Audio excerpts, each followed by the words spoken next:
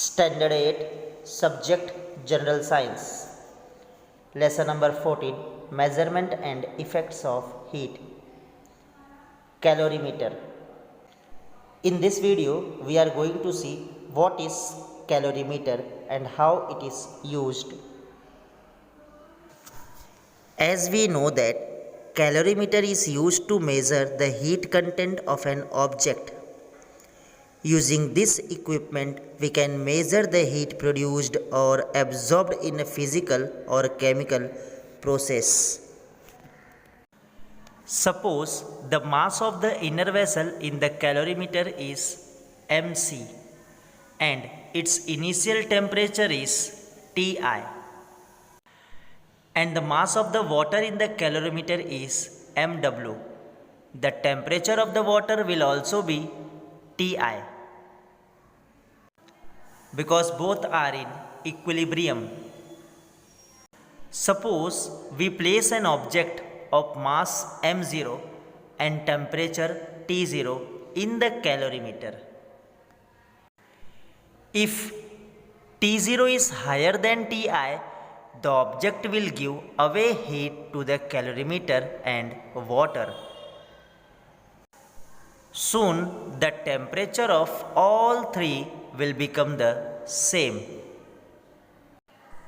By the property of heat exchange, as we know that heat transfer from hotter object to cooler object. After some time, the temperature of the calorimeter, water and object will be equal. Let us call this final temperature Tf. The total heat given away by the object Q0 will be equal to the sum of the heat gained by the calorimeter, that is Qc, and by water Qw. We can write this as Q0 is equal to Qc plus Qw. As seen above, Q0, Qc and Qw depend on the mass, specific heat and change in the temperature, that is delta T.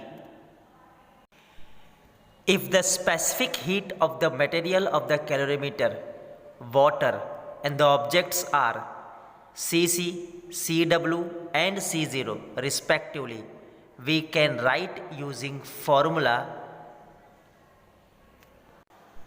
Q0 is equal to m0 into delta T0 into C0.